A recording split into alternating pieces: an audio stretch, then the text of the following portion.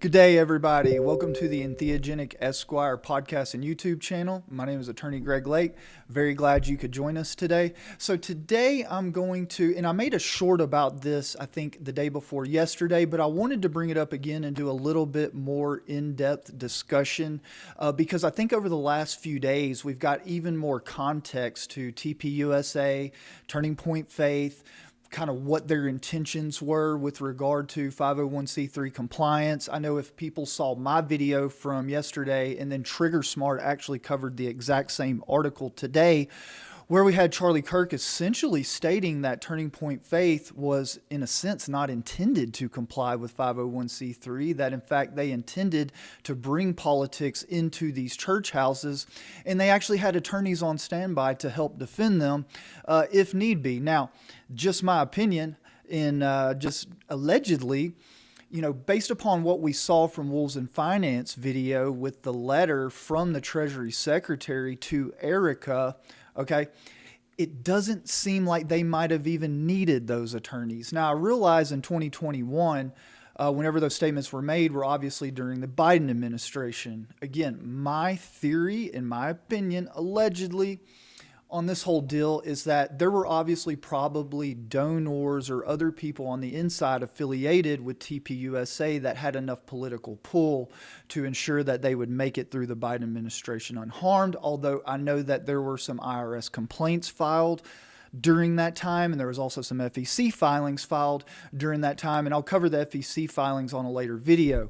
I wanted to show you again this right here, this Turning Point USA 2021 investor prospectus, okay? And I'm not going to go too much further into it other than to show that this is not a traditional investment prospectus in the sense that this doesn't have like numbers and figures and obviously profit returns. And to be quite honest, ladies and gentlemen, the reason why I wanted to really show this and bring it up again now within the larger context of what we've been discussing and what we've seen as far as Turning Point Faith, and kind of the intentions there, is that, a nonprofit has no private investment or private equity or any ownership interest in it. So why a nonprofit would ever publish a document like this with the word investor prospectus really, again, in my opinion, really just seems to further show or bring truth to what Charlie Kirk had stated in that article, and which I think was quoted actually from either Breitbart or some kind of presentation he was giving, that yeah, they really had no mind, at least during this time, it seems, to keep it within the bounds, specifically as it related to political activity, political speech, within churches, these religious organizations, okay? And so, yeah, the picture every day, we're seeing more and more materials brought out through these content creators, and it's painting a picture. And again, my opinion, from my perspective looking at this, is that the picture was not a drive to wake up every day and comply with Section 501c3 of the Internal Revenue Code. Now, I'll leave you with this. Turning Point Faith as an initiative under Turning Point USA could have been structured differently. This is just my opinion. Okay, this is just my opinion. Could have been structured differently in a way that is not good for our investigation. And I'll just say this real quick, is that churches and associations of churches, and I certainly think an initiative like Turning Point Faith could have been categorized and filed as its own separate entity as an association of churches. But churches are automatically tax exempt, and that's really as a function of the Constitution. Not going to go into the deep dive there.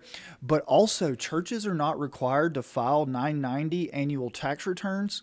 And 26 U.S.C. Section 7611 provides very robust protections against IRS audit and inquiry for association of churches. And so if we think about it, this investigation that we got going on, to the extent that we've been looking at Turning Point Faith, had these things been structured a little differently, in my professional legal opinion, our investigation, specifically as it relates to Turning Point Faith anyways, could have been made much, much more difficult. Again, that's my legal opinion. And again, this prospectus just does not look good. I will end on this, and this is going to be towards the letter again that we saw in Wolves in Finance video from the Treasury Secretary to Erica. I'll co-sign.